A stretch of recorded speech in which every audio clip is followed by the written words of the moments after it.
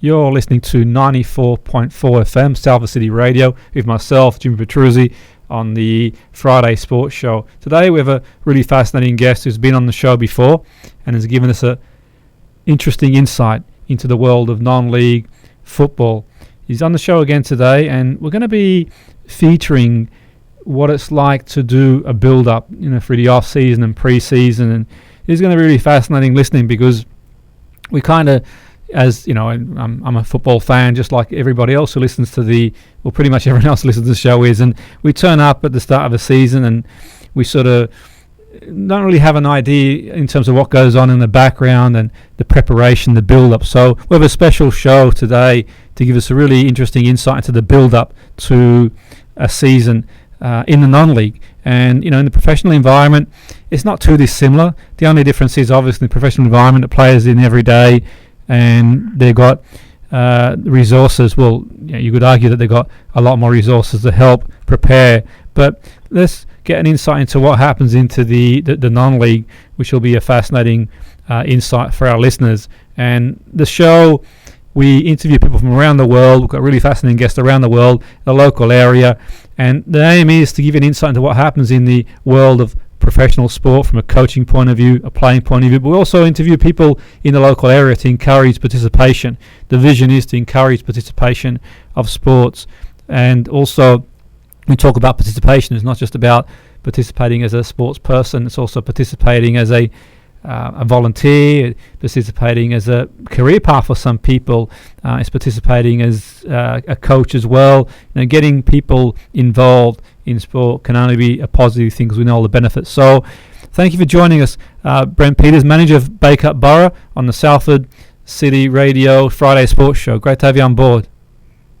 You're welcome, Jimmy. Fantastic. So Brent, yourself, you've sort of been in the game for a long time, and last year you celebrated the 20th year of Bacup Borough. Let's sort of start. You've been on the show before, and some of the listeners will have heard you speak before about what it's like to be a manager in non-league football. But let's sort of start with your perception of the way has the game changed in the last, from the point of when you sort of took over at Bacup as manager to where you are now. What are some of the significant changes that you've seen in non-league football, if any? Well, I think it's throughout the Xbox sort of thing has taken over from the 18-yard box, if you like.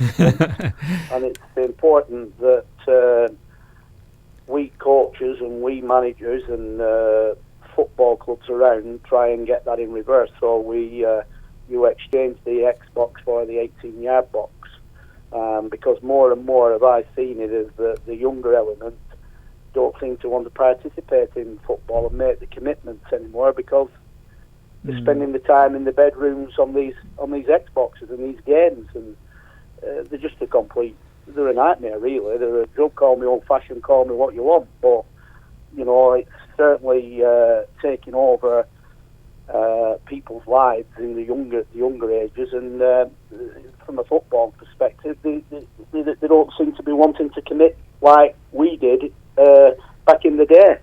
Yeah, that's a great point you've made there, Brent. That's an observation, and I've certainly made over the years too.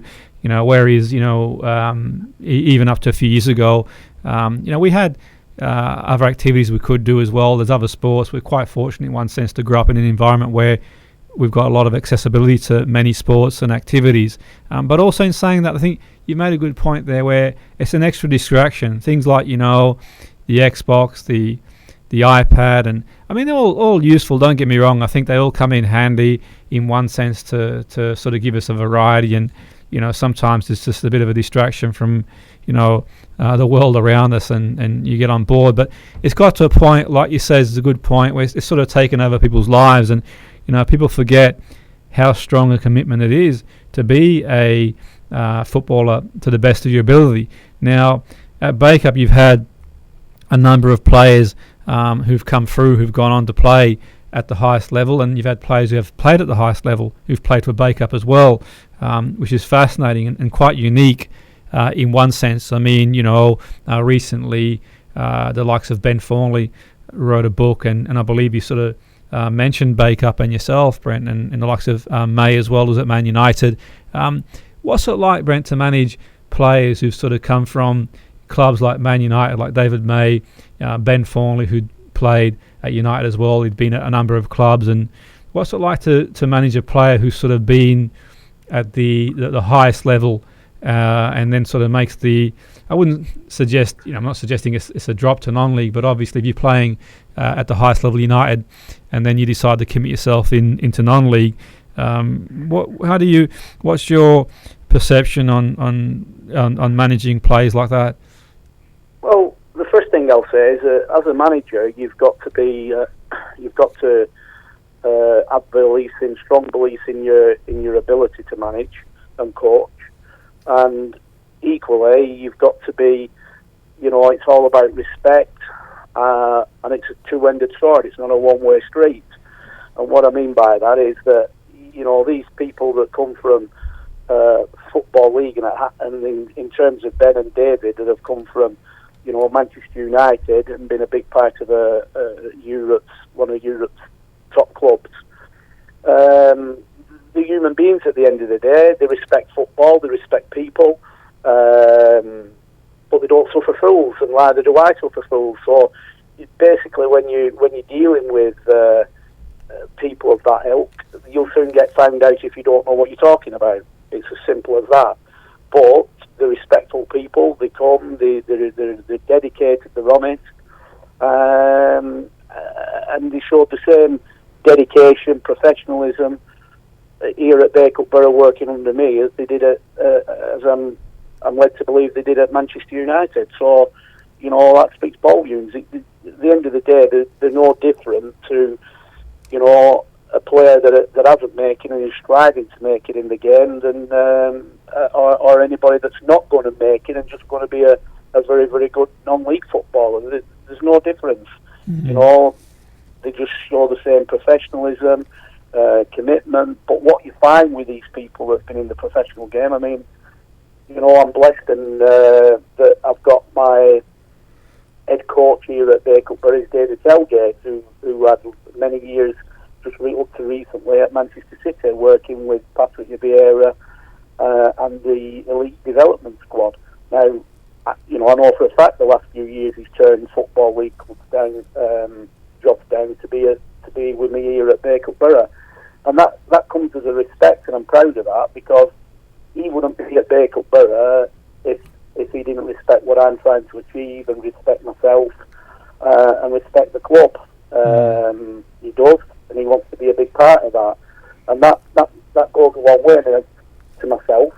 And it's equally even with the players. When you're attracting players from the highest level, it's all about it's about respect. If they buy into what you're about and your desire and your commitment and your enthusiasm and your professionalism, then all happy days. I was humbled to read Ben's book. I happened to be just going through. I was out in Burnley one day, and I called into W.H. Smith, and I seen it on the shelf, and I took it home. And then when I got to the pages where you were talking about myself and Bacup Borough, I must admit it. I'm a little bit of a puss. I might come over that I'm an hard guy, but I can be a pussycat at times, and it brought a bit of a tear to my eye. But it was respectful, and I appreciate that, and I appreciate that. People like Ben and like David May and like Ian Hughes and Lee Anderson, who've all had Football League experience. I can go on and name them. Carlo Nash. I gave Carlo his first contract, not at Bacup Borough, but at Rossendale United when he was an 18-year-old and starting off. It's totally, it is about, being professional, and it's also about being respectful. And, like I say, if you didn't know, it's in football, if the manager coach doesn't know what he's taught, you soon get found out, because that wicked world of football and in a football environment can be a cruel place at times. Absolutely, no, I entirely agree, Brent. It can be an unforgiving environment, the football environment. Obviously, for a manager, for a player, it's tough. You've got to make big decisions as a manager. And it's interesting you say, Ben Thornley, and I remember him. He came along to Bury for a short stint when I was coaching there, Brent, and he certainly struck me as a sort of character that, like you mentioned, didn't suffer fools. He came along and he was doing his best to do the best he could, but I think at that point he'd suffered a number of injuries. It was tough to get back to the form he was before. So it's a testament to Bacup to have had a player like that decide to go there. He wouldn't go to a club lightly, that's for sure. And the passion he had for the game and the way he'd sort of try and encourage and he really had high standards and the young players knew about it. He was one of the sort of people that you knew he was there in training. It's just his passion for the game. He could have gone there and just gone through the motions, but he was trying to get himself back into top shape. And it's really interesting, really, because it kind of leaves a legacy, Brent. I think that people go to a club and I think that's the end of that. But I truly believe that you go to a club and it rubs off on you, and certainly you mentioned Carlo Nash, who's back at who's at Salford, I believe, as a keeper coach at the moment. And I remember when he got signed for Crystal Palace Football Club, and I was helping out the fitness coach over there, Dave Richardson, and Nash. I sort of took him under my wing, if you want to call it that, training 1-to-1 in the gym, and he struck me as a really respectful person, and he obviously was in the Premier League at that point, but he bounced back, and I think that sort of goes to show, Brent, that people think non-league, that's the end of that, but the likes of Carlo did bounce back, and he ended up having a magnificent career in football. And is that one thing that you sort of, in terms of yourself, Brent, that you've got to, I suppose, come to terms to a point that certain players who come to the club, there's always a chance that a professional club might come in, or even a non-league club on the periphery of breaking into the league might come in and take the players. I mean, is that in the background of your mind, or do you just sort of get on with it and just think, well, what's to be is to be? Well, they'll go with my blessing of the younger players, because that's what it is. It's the pathway of the development, and we've got to help them. That's why I'm, again, I've got top people in this football club, and again, I'm blessed to have top people that I'm working with, like people like yourself, Jimmy. Who's number one in your specialised field. He's now brought Paul Oldham in. Again, he's good in his specialised field. It's all good for the players to be able to tap into. And like I've touched on before, David Felgate, and myself and David Felgate, we've got vast experience in the game. So, we're here to develop. Yes, we're here to try and get success for Bacup Borough Football Club. We're trying, we will run the club on a shoestring with very little money, but to be as professional as we can be. That it doesn't cost anything to be professional.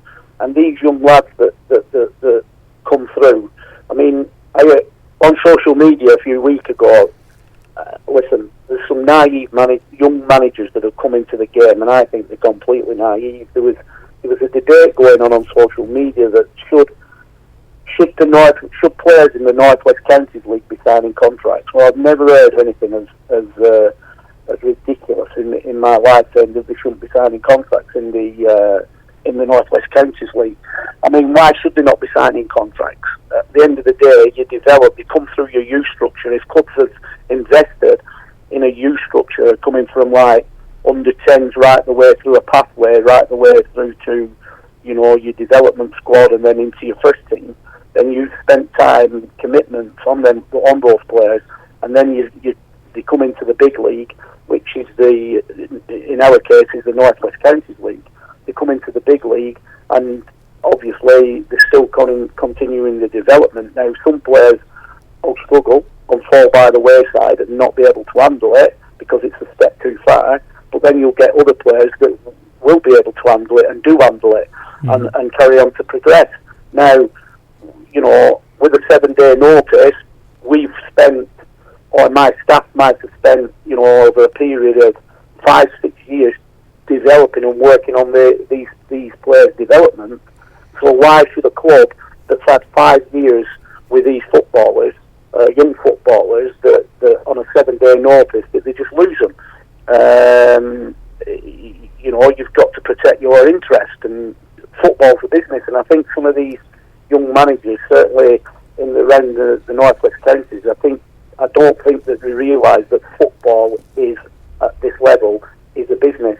If you're from step 6 all the way through to the conference national, it's got to be a business, because the way that it's structured, the cost that it does, that it costs us to, before you put players on a football field, just to keep your stadium, enclosed stadium, your health and safety issues, your ground grading issues, insurance issues, you've got paying spectators coming in. So that alone, it's a lot of money to just before you put any players on the park. And then you invest in your players that go on the park, and no matter whether you're struggling or whether you're mid-table or whether you're top of the league, there's still a lot of money involved, and clubs have to be run as a business. And Bacup Borough is no different. We have to run this football club. It's run as a business. Now, I'm not decrying clubs out there, because I know that clubs have still got that amateur league mentality. But you can't have that amateur league mentality in what I would call the National League system of a football pyramid, where there's a pathway to go into the Football League. We've seen it with Salford City. They've it's not that many years ago, 5 years maybe, that they were playing Bacup Borough at the same ground where they are now. So it proves that you can progress if it's run correctly. Fleetwood, they played Bacup Borough, they've competed against Bacup Borough, they've progressed, they've gone into it, and they're still at the same place where they've always been. They haven't gone to a new stadium, they're in exactly the same place, but they've progressed through the North West Counties League and gone on and progressed right through up into the Football League. Accrington Stanley's another one, Morton's another one. It's there. But then those clubs have been run as businesses and tried to get the right people in place to progress them. Unfortunately, I'd like to be in the same place as those clubs, but we haven't got that infrastructure. We haven't got that power behind us, and that power being money. We haven't got that. If we had that, then who knows? With my contacts and that I have in the game, that we might be there, but it doesn't stop us from being as professional as we can be at the level that we're at, and trying to progress the best we can and being as professional as we can. And in terms of players, if we feel that we've had players that have come through our system and we want to continue the development, then there's no reason why those players shouldn't be on a contract. And it's not a one-way street, player signing contracts, let me tell you. I've done it many a times. Even going back, I've had some quality players that have been on contract back over the years. People that's fallen out of the Football League and then gone back into the Football League, but in between they played for me.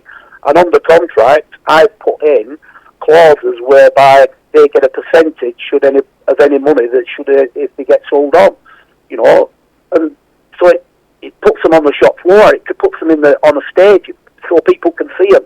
They're there, and they go like for instance, many years ago, 1993, I had a lad that made his debut at Burnley. He'd been the Young Player of the Year. I think it was Frank Casper that gave him his debut. He suffered a broken leg. He recovered from that. I was at Bury at the time. I took him to Bury. Bury were in a situation similar to what they're in now, when they were operating part-time, training at night. So this lad came into it. He had a Football League pedigree, although only a few years. He'd only been in the Football League a couple of years, but he still had that little bit of a pedigree. He played at Bury, and if you go back through the archives, he actually played against Manchester United in the FA Cup at Old Trafford. Got man of the match. I'm sure it was in the Manchester Evening News. I've got the cup in. He got the man of the match. He might use. It's all right. I could say he marked him out of the game, but we actually lost the game with Bury that night. I think it was 2-0. It was the year that Gillespie made his debut. And but for one thing and another, it's opinions. And at the end of the season, the lad was getting released from Bury. He wasn't getting released because of his lack of ability, and he couldn't handle it. Far from it, he was getting released because him and the manager clashed, which happens. So he got released. I knew he was getting released, and I basically, and I was leaving Bury at that time to go to Rosendale United, which is my hometown club, and that's the only reason I left Bury for. And for that reason, because it was my hometown club, and they just suffered a relegation. And I approached the player in question, Steve Gardner, and I went, "Come on, Steve, come and sign a contract for me at Rosendale in the North West Counties League, may I add." And Steve went, "Are you having a laugh? Come on." He said, "I played at Burnley, and I've played at, this season I've been at Bury, I've played at I've played at Old Trafford, and you wanted me to drop down to the North West Counties League." And I went, "Steve, you need to be on a stage." I said, "People need to see you." Absolutely. I said, "And also, I need to get you out there in the press that you are playing for Rosendale United, so then people know. So people will come down and watch you, and eventually what will happen, I'm sure, that when the injuries start hitting these clubs that haven't got the money to go out and have big transfers, they'll come in for you and get you on the cheap from Rosendale United. But I'll put in the contract that you'll get a percentage of any transfer fee should anybody come in for you." And in the end, he bought into it. He signed for me. And would you believe, clubs were coming in for him, but because we're having such a successful season, and he enjoyed it, he refused to go. He wanted to see the season out. He said, "I'm seeing the season out. I'll see the season out with you, and we'll get some success." So, but the moral of this story is it's not all one way. It can be two way, and you put somebody on contract, so you've got them, but they're there in the shop window playing for you, and you're basically in light control with them to be able to dictate where they go or what they do because you're a player. Brent, it's fascinating insight for the listeners to hear, what goes on, and in terms of the way the logistics of a football club, and it's not easy to make ends meet, for a football club, and obviously, like you said, you spend a lot of time and effort producing players. It's only right, obviously, that some investment comes back to the club for that. The other thing I was going to say, I think what's really interesting too, is that you mentioned earlier. I mean, obviously, you've been in the game for a long time, and you come from a football family, Brent. A football person through and through, and from the outside looking in, I think that you got that sort of, I would say, more firm than fair. I mean, I think players these days have changed a lot. I think back in the day, things were different in terms of coaching and management. Now sort of changed a little bit for one reason or the other. But for me, I think that one thing that you do, Brent, and the club does, you take in players almost like their family. You look after players. You go the extra mile for the players, and it must be tough in one sense, Brent, because you got to make big decisions sometimes, and obviously certain players you take under your wing and you nurture them, and you look after them almost like they're your own son to a point. I mean, I've sort of seen the way you look after players and go the extra mile and make sure everything's sort of catered for. But football, the way it is what it is, and it's not a country club, so to speak, where it's not a jolly up. We're all there to win and that sort of stuff, and everyone wants the best for themselves and for the club, for the fans, for the players. What's it like, Brent, when you've got to make these big decisions with players? And obviously, in your time, you've had to let certain players go.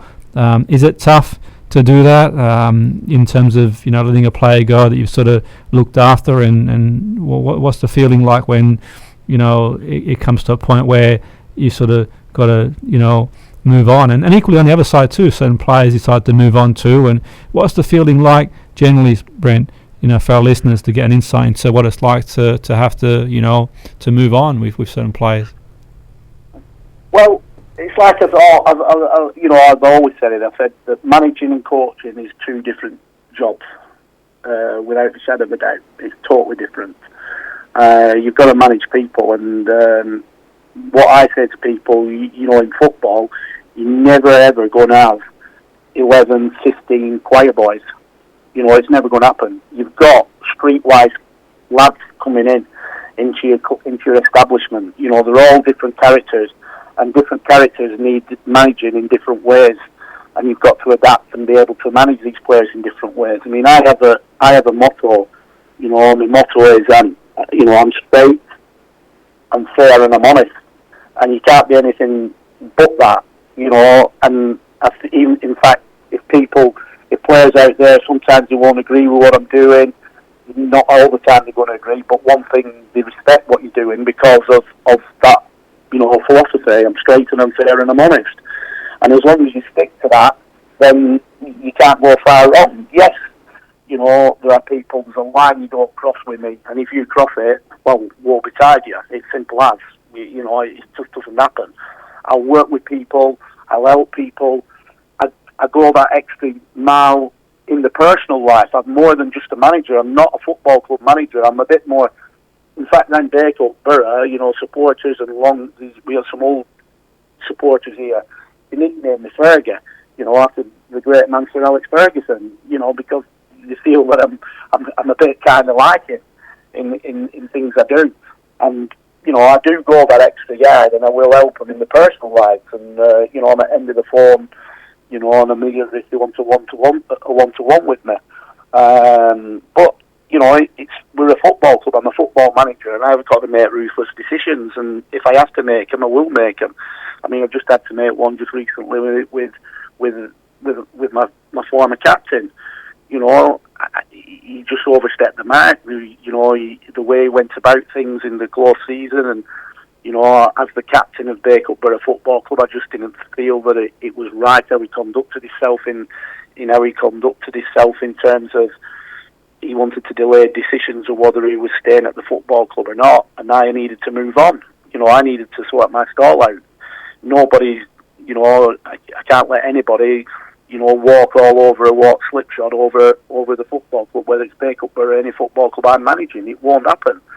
And I tend to think he was disrespecting the club. He probably didn't realise he was disrespecting the club, but I think he was like testing the water and seeing if there was anything else out there that and then he'd always have Bacup Borough to fall back on. Well, the problem were he didn't have Bacup Borough to fall back on because I made the decision and said, I'm sorry, you're not returning back. I gave you a deadline of when I wanted a decision, and the deadline came and passed. And then 2 weeks later, he still hadn't made a decision. He said, I'll let you know in another week. By this time next week, I'll let you know. And I went, you don't need to let me know. I've moved on. I've set my stall out. I've moved on. And even to this day, he's still badgering me to start the season. He wants to come back. He's in remorse. He's full of apologies. He's said he shouldn't have done it. But enough's enough. He's gone too far, and I'm holding my ground, and I won't change my mind. It's as simple as that. And these things you've got to do. It comes to an end. It's sad, but you move on, and you have to move on. And equally, if people, there's players been at this football club that have left the football club in the past, but they've left the right way. They've done it the right way, and when they've done it the right way, they've gone and realised that wherever they've moved to, the grass isn't always as greener at the other side, and then they've come back. But they've been welcomed back with open arms because they've gone about the business in a respectful, correct manner, and that's all you can ask for. And what football's like. Footballers, they move around, especially where we are. They go and they dip the toe in the water, and they go to another club to see how the other land lies. And there's all this philosophy about playing higher as well. I mean, I'm a bit annoyed, really. I mean, it's about agents, and I'm not going to mention the club because it wouldn't be right to mention the club. But it's a club that's portraying that they look after the developing young lads, and I'm talking it's a club that's a football league club. They're developing young lads. But when the first team manager has made a decision that he doesn't feel like certain players aren't ready for first team, so they get released. Basically when they've done the 2-year apprenticeship, so basically they get released. I think clubs have a duty to try and help those players. Now, it's always been a bone of contention with me as this. They should help them. They should guide them.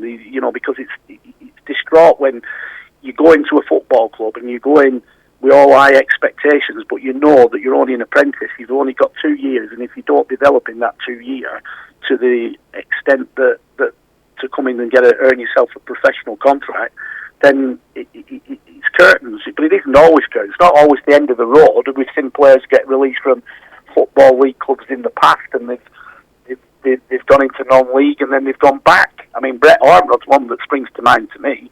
You know, he got released at Blackburn Rovers. I worked with Brett at Accrington Stanley, and this was non-league football, not in the Football League.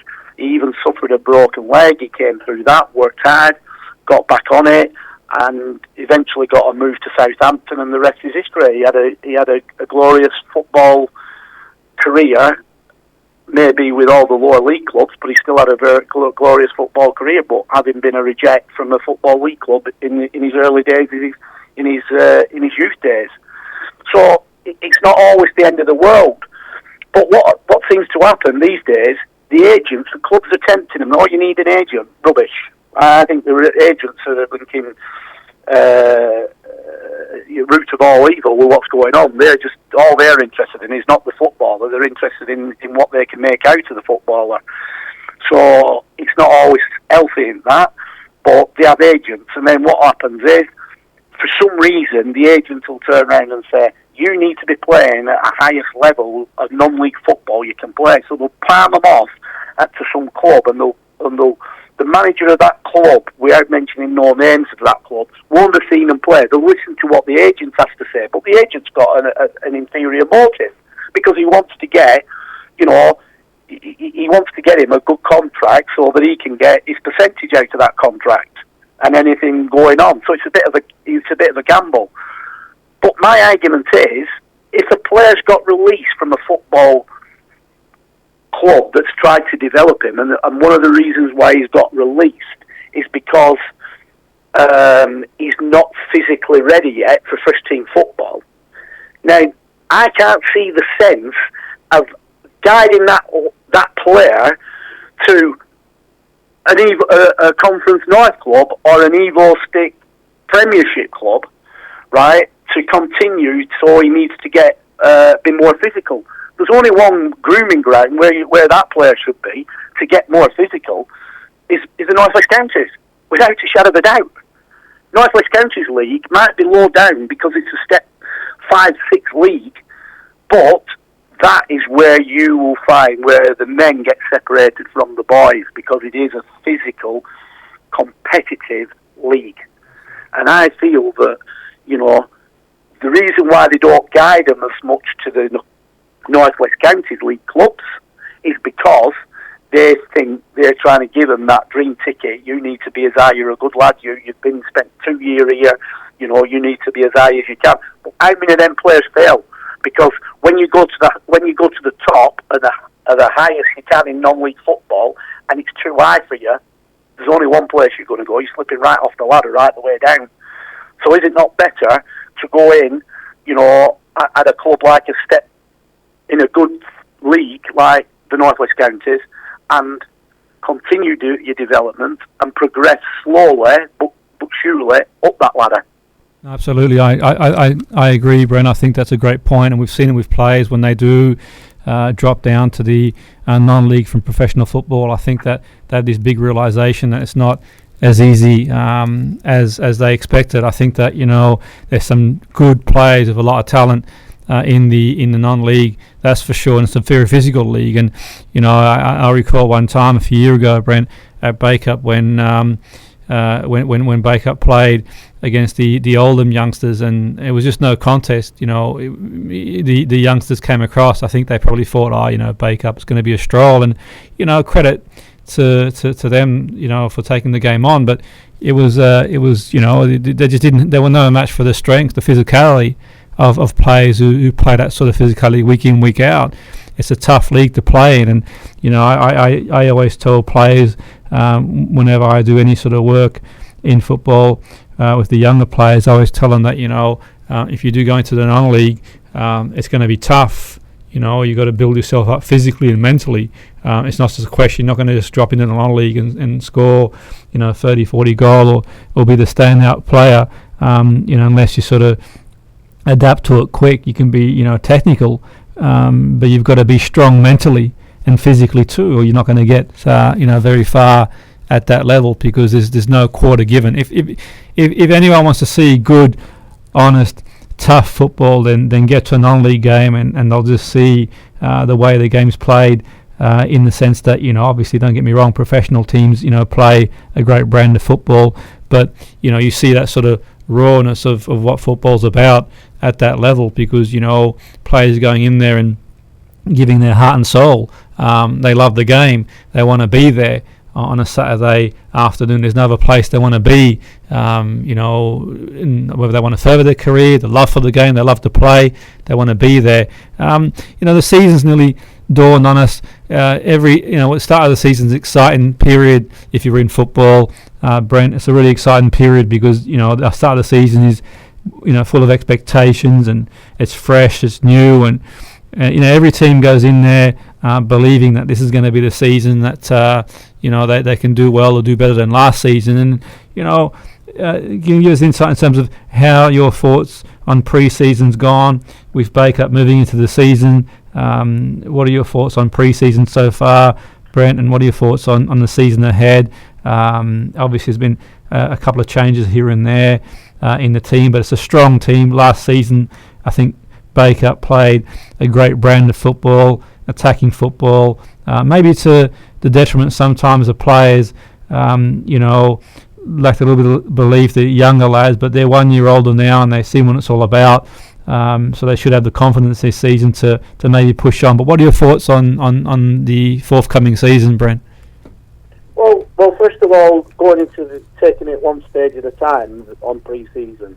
Pre-season in non-league football frustrates the life out of me. It's not like in the professional game, because in the professional game, everybody finishes and they're told that they've got to arrive back on the oral arrive back basically at the same time, unless you've been on international duty and you get an extended break for another week. But in the main, you're all back together. When you're back together, you can work on things, you can build your fitness levels up, stage by stage, play your games, shadow play, getting your shape, work on your set pieces, all those sort of things. It's great in a professional environment because you've got all the lads together. In a non-league environment, certainly down where we are, like I say, it frustrates the life out of me, because you'll have the nucleus of your players there 1 week, but because holidays kick in and people are going on holiday at varying different times, they go on holiday, you haven't got them all together, so the week after, 2 weeks later, you've got half of your team missing. You might have quite a few of the young ones there, but the nucleus of your team are missing because they've taken holidays, and it's really, really difficult. But it's even like you say about looking forward to the start of the season. Am I looking forward to the first match? Well, obviously it's the opening game of the season and everybody wants to get off to a good start. But, basically I've got one player that's got a suspension, 1 match suspension carried over from last season, so he will miss the first match, and he's a big player. Equally, I've got another big player that doesn't want to return back yet until he's done his holidays, and his holidays don't finish well mid-August, so he won't be returning until after he's had his holidays. Nothing I can do about it, but he's too good of a player to put a block on it or anything like that, so we have to accept it. And equally, one of my main strikers has just informed me that he returns back off holiday on the 4th of August, and we kick off on the 3rd of August. So, the first match of the season, I'll tell you now that Bacup Borough won't be at the strongest that I would have hoped and would have liked. But it's circumstances that's totally beyond my control. Mm-hmm. This is another thing that tends to lie. I can't get my head around it sometimes. You've got the situation where the North West Counties League kick off on the first week in August, on the 3rd of August. I think the English Football League kick off on the same day. Could be wrong on that, but I think we do. The week after, the Premiership kicks in. but the Evo stick doesn't kick in for another week after that, so it's 3 weeks, so it's not an equal playing field on anything, for the simple reason, the Evo stick later are kicking off in the North West Counties. Why do we not all just kick off at the same time? It's just bonkers. And this is why players get confused in terms of when they should take their holidays, because the player I'm talking about that doesn't come back off his holidays well the 4th of August, last year he was an Evo stick club. So he didn't really think he'd be coming back to a North West Counties club. So when he sorted his holidays out knowing that he'd been on his holidays and he was coming back and he weren't going to miss any games because the Evo stick hasn't kicked off. But he's not had an Evo stick club, he's a North West Counties club, and he's actually landing the day after the season kicks off, which is so frustrating even for him. He's frustrated, but equally, I'm twice as frustrated. So, it's all bonkers, to be honest. It's all bonkers. Everybody should start. There's so many different things goes on, and don't even get me on that, on different levels, and it shouldn't be. It should be right across the board, in my opinion. Yeah, but going back to pre-season, the pre-season's been very, very good. Excellent, in fact. We've had good numbers, really good numbers. We're building the fitness levels up. I was quite impressed with the lads on Monday evening when they went and did the Oldham weight run with the times. Quite, it's not easy, and they were consistent with the times. So everything that we've done, you've worked with them on, Jimmy and Paul and Dave, has been very, very good. I thought we had a game last week at Skelmersdale which served a purpose. I went with basically two sides. I went with a side, the first 45-minute side was virtually 3/4 of the side that played most of last season and had a good season, and that team drew 0-0 against Skelmersdale. And then the second 45 was full of trialists, and they went down 2-1. But it was, it was a close game. Obviously there's going to be teething problems. That's what pre-season's about, to get over your teething problems if you can. I've been quite impressed with the numbers, and I've been impressed with the work rates and the quality and the commitment. I've been impressed with that.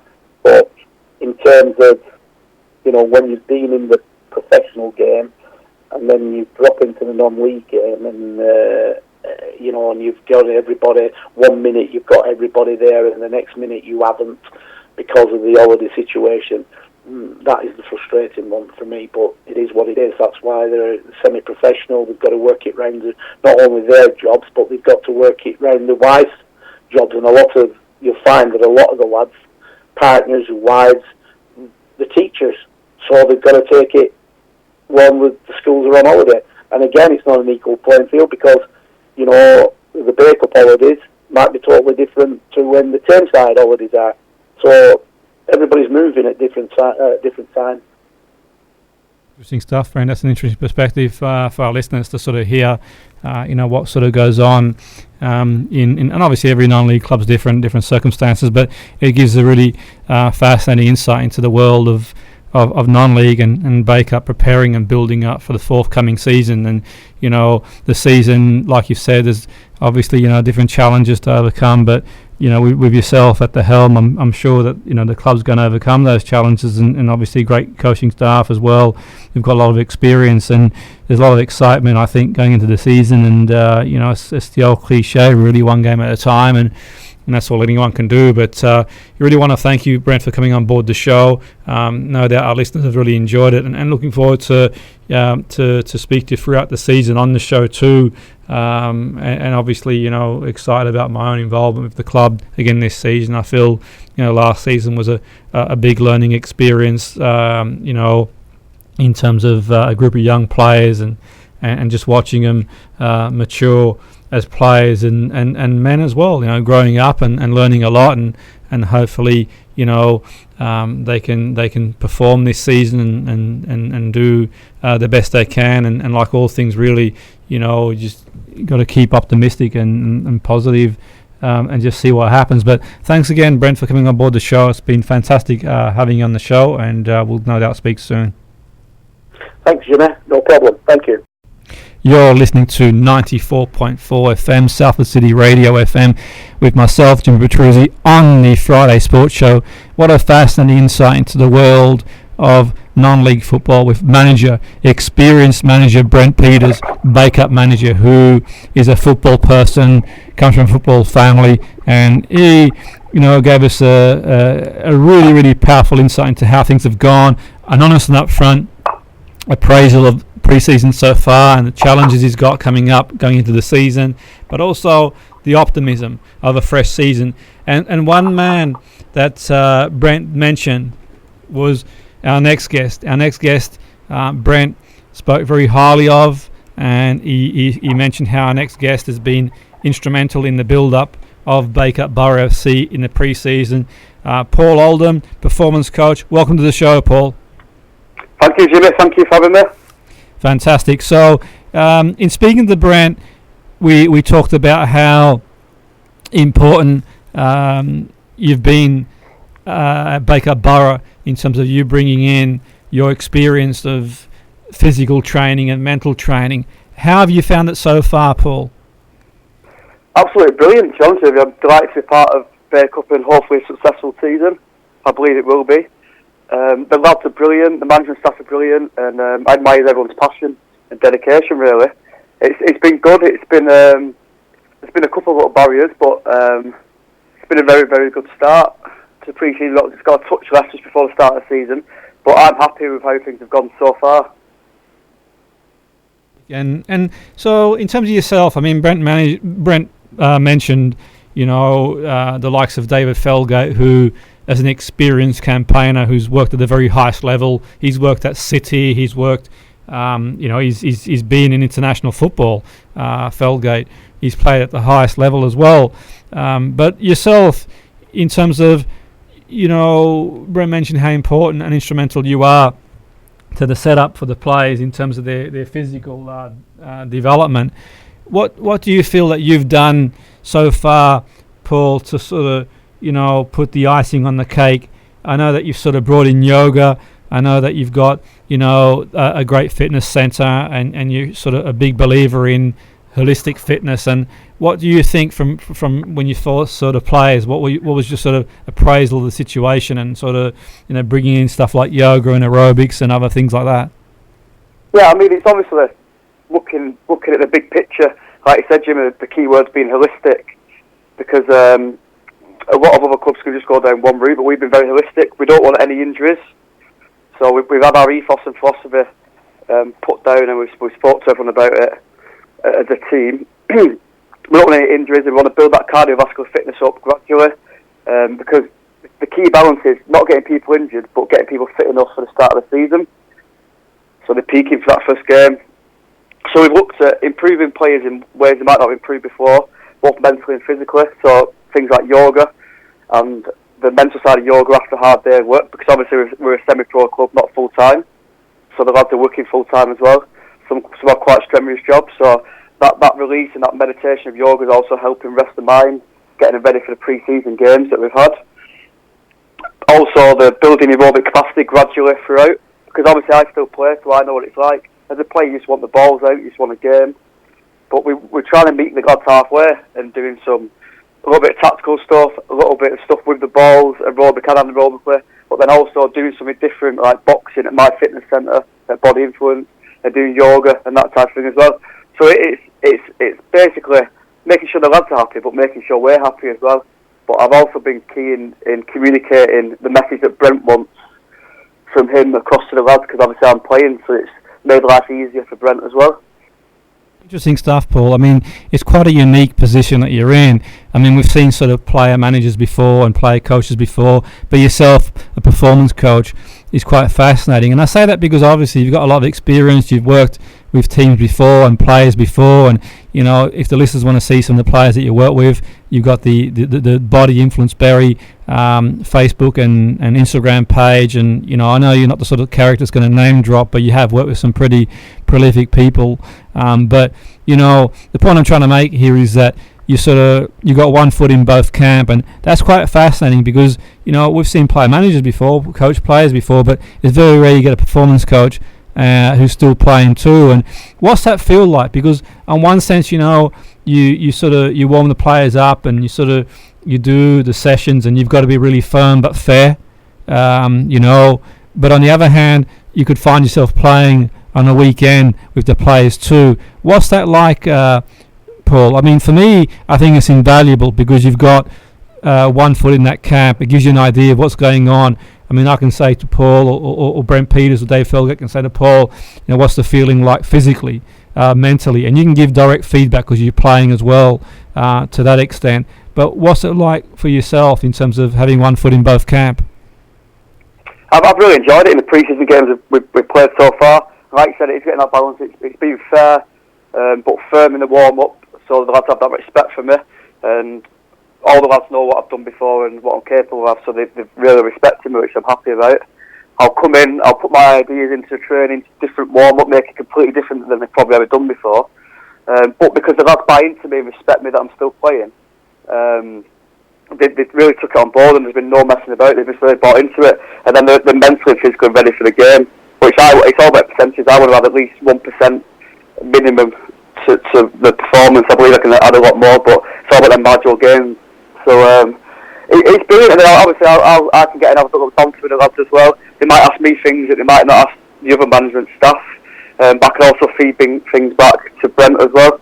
But for me, I've really enjoyed it, to be honest with you. It's a different role than I've ever had before as a performance coach and the player, but it's a new challenge which I'm really looking forward to, and I've enjoyed so far. Yeah, I mean, it's interesting. I mean, obviously, you're sort of young in the sense that, you sort of a nearer to players' age than what I am or Brent or Davey. So I think that sort of helps in the sense that in communication type thing where, you communicate with different people in different ways. Obviously, if the players will communicate in different ways with different people, but with yourself, it's like you sort of in and around the same age as some of the players, and that's a testimony to yourself, Paul. Obviously, you got a very long and successful career ahead of you in terms of performance coaching. But do you think that's sort of been useful that you can identify with the players in that respect, in terms of the mindset, the mentality? Is that a useful thing, do you think, or is it just something that it is what it is? Well, I think definitely, because I'll hear things that the other management staff won't hear. I can speak to on a different level, completely different level, because obviously things that I'm interested in doing away from football can be very similar to players, because I've got a lot of players. Obviously, I'm 30 years old now. We've got a lot of players who are 30, some players a little bit younger, but because like you said, I'm similar age, I can speak to on a certain level, get the banter going a little bit, and I can see how they're feeling, and they're very honest with me as well. Because sometimes I'll be joining in with the possession warm-up as well, so I can actually get a feel of I'm playing, and then a different level of how they're playing, how they're feeling as well. I can also speak about injuries to them, and it definitely helps 100%. Yeah, no, I think so, and that's one thing I've seen, and I think for me, irrespective of whether you're a coach or a manager, I always say, if you're good enough, you're old enough, and that's the whole thing. And we've seen the likes of Brent Peters give young players their debut and the opportunity to play, and they've sort of blossomed, And I think from a coaching point of view, for me, I think that it's about getting a blend and a balance of different personalities and personas to get the best out of the players. In the end, really, it's all about getting the best out of the players, and I think some of the younger players are going to benefit from your positive mentality, but also you've sort of, it's not long ago in the sense that okay, you mentioned there you're 30, but say some of the young players, the 17, 18-year-olds, it's not as long ago than it was for us that you were there, and you can sort of resonate with what it's like to be released from a club, what it's like to have aspirations to go and play a higher level, and that's a good thing. You can sort of chat to them. Obviously, your own experience of, we talked about on the radio show a few weeks ago, your Man United experience when you had a trial there, and so you can sort of resonate and sort of understand what the players are going through in that respect, from the point of view of the chronological age factor. But I think there's a great blend, and I mentioned before when I spoke to Brent that for me, the way I see things, sometimes he's almost like a fatherly figure to the players. I mean, he goes the extra mile, in the sense that he looks after him beyond his remit and makes sure it gets the best. And sometimes it's tough because, in football people move on and you've got to make big decisions in the game, as you're well aware, and it's not easy to make these big decisions in the game, just as it is in life. But with yourself, for me, I think that's the important thing. And how have they responded so far to yoga, to aerobics, to the stuff that you've brought in so far?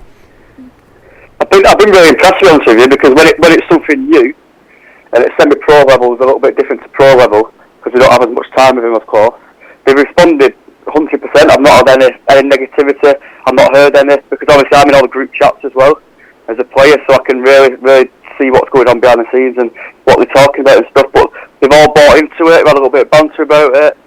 Like I said, we've done yoga, we've done boxing, we've done strength conditioning, and we like being away. It's a different environment for them. And we're quite lucky at Body Influence. It's 5,000 square foot, a really big area, so we've got a lot of equipment, so we can really utilise that. Yeah. But also the coaches can watch them train at the same time because of the cafe area. So it's a very good dynamic, a very good environment. Absolutely. For everyone involved. But yeah, every single player's bought into it. And then when I've spoke about things in a little bit more detail, including like aerobic, and we've done the Hollingworth weight runs and things like that, they've been really, really good with it because they've not been doing it every single session. So it's not been boring for them, which I think is key. Yeah, that's a great point, and I think that the players have got to buy in, but also the manager has bought in too. And I suppose with the manager, it's sort of nothing new. He's been around a long time, and he's always been a big believer in using different methods to get the best out of the players. And David Felgate as well. He's been at the very highest level, and they're no strangers to yoga, aerobics, and that sort of stuff. And I think that's one of the reasons they've embraced. And I think it helps a lot for a coach if you've got the management staff who back you 100%, and they obviously do, which is key. But going forward, how do you feel about the season coming up, Paul? Yeah, I'm excited for it, to be honest with you. Like I said to everyone, said to Brent, said to Dave, said to yourself, to all the players. I've come here to win it, otherwise I wouldn't bother being involved with it. I'm completely honest. I've come to win. Obviously, ideally, we want to be at least minimum top 5, like playoffs, top 5, top 6. I'm very excited, to be honest with you, because we've got quality in there, we've got goal scorers in there, we've got a mixture of experience and youth, and we've got very disciplined players, to be honest with you. And Brent does drill people into the discipline. And I was on the phone to him for 90 minutes yesterday, just going through the formation. And he's telling me everything about it, and I do really admire his passion and everything there. So I'm very confident with what's going on, especially tactically as well, physically, mentally. I'm very excited. I think I'm going to really enjoy it. Time has once again got the best of us. It's been a fascinating show with Brent Peters, the manager of Bacup Football Club, and Paul Oldham, the performance coach. Paul, I want to really thank you for coming on board the show, and our listeners, I'm sure you really enjoyed it. And do tune in next week, same time, same place, 6 o'clock in the evening, the Friday Sports Show on Salford FM, 94.5 FM. Jimmy Petruzzi. Have a great weekend.